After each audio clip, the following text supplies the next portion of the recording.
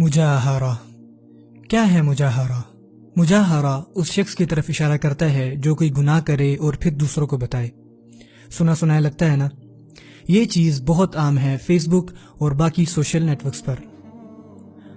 آپ صلی اللہ علیہ وسلم نے فرمایا، اور یہ حدیث بخاری اور مسلم میں مینشن ہے، ابی ہریرہ رضی اللہ تعالیٰ عنہ روایت کرتے ہیں، کل امتی معافی الا المجاہرین، میری امت میں ہر شخص، ہر مسلمان قیامت کے دن بچ جائے گا سوائے ایک گروپ کے۔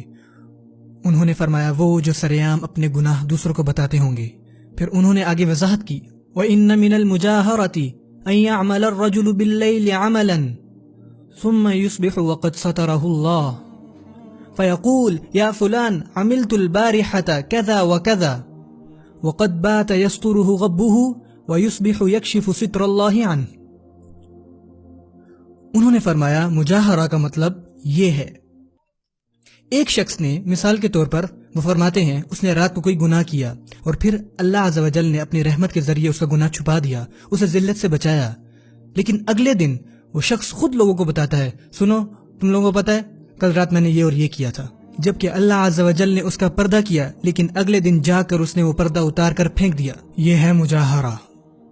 یو سی، گانا سننا ایک گناہ ہے، لیکن پھر لوگوں کو بتانا فیس بک پر کہ میں فلاں اور فلاں گانا سن رہا ہوں جو کہ آپ کرتے ہیں، یہ مجاہرہ ہے، اور یہ گناہ کو اگلے درجے پر لے جاتا ہے اللہ کی نظر میں۔ کلب میں جانا یہ اپنے آپ میں ہی ایک گناہ ہے، پر لوگوں کو فیس بک پر بتانا اور اپنی تصویریں پوسٹ کرنا بوتلوں کے ساتھ، لڑکیوں کے ساتھ، روشنیوں میں، یہ چیز گناہ کو اگلے درجے پر لے جاتی ہے اللہ کی نظر میں، کیونکہ یہ مجاہرہ ہے۔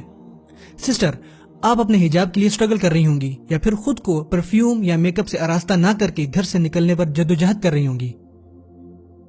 اللہ سے توبہ کریں اور اپنی حفاظت کریں، بجائے اس کے کہ اپنی تصویریں پوسٹ کریں۔ مجاہرہ ایک چھوٹے سے گناہ کو بہت بڑا بنا دیتا ہے، اور مجاہرہ اگر کوئی شخص اس پر جمع رہے تو ممکن ہے کہ وہ کفر میں مبتلا ہو جائے۔ کیوں؟ کیونکہ اصل میں مجاہر کیا کہہ رہا ہوتا ہے؟ وہ بنیادی طور پر یہ کہہ رہا ہوتا ہے کہ اے اللہ، یہ آپ کے احکامات ہیں، میں نے ان کی نافرمانی کی اور مجھے اس کی کوئی پرواہ نہیں، اور میں یہ بات دنیا کو بھی بتاؤں گا کہ میں نے آپ کی نافرمانی کی ہے۔ یہ ہے وہ جو مجاہر کر رہا ہے، اور اسی لیے یہ چیز اتنی خطرناک ہے۔ اگر آپ کسی بھی گناہ میں مبتلا ہیں، چاہے وہ ہے اسموکنگ، شیشہ، music, pornography, women, lack of Islamic dress code, کوئی بھی گناہ جس میں میں اور آپ مبتلا ہیں، جس میں ہم نہ چاہتے ہوئے بھی مبتلا ہیں، well yourselves my brothers and sisters, اور اپنے گناہوں پر روئیں اور ان کو دوسروں کو مت بتائیں۔ امام الحاکم اپنی مستدرک میں روایت کرتے ہیں ابن عمر کی مستند سے کہ رسول اللہ صلی اللہ علیہ وسلم نے فرمایا، دور رہو ایسے غلیظ گناہوں سے جنہیں اللہ نے کرنے سے منع فرمایا ہے، اور جو کوئی ان میں پڑ جاتا ہے اور ایسے گناہ کر بیٹھتا ہے تو اسے کیا کرنا چاہیے؟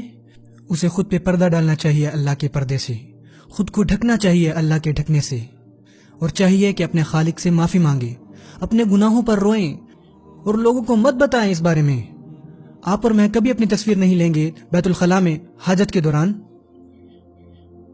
کیونکہ یہ غلیظ اور بے حیائی والا کام ہے۔ I swear by اللہ میرے بھائیوں اور بہنوں، اللہ کی نافرمانی کرنا زیادہ فلتھیر اور زیادہ شیمفل ہے۔ پھر کیوں آپ ویسی تصویریں پوسٹ کرتے ہیں یا پھر ویسے اسٹیٹس اپڈیٹ کرتے ہیں؟ کیا اب ہم اتنے کمزور ہو چکے ہیں کہ ایک پیور چیز کو فلتھی اور فلتھی کو پیور سمجھتے ہیں؟ We have to veil ourselves.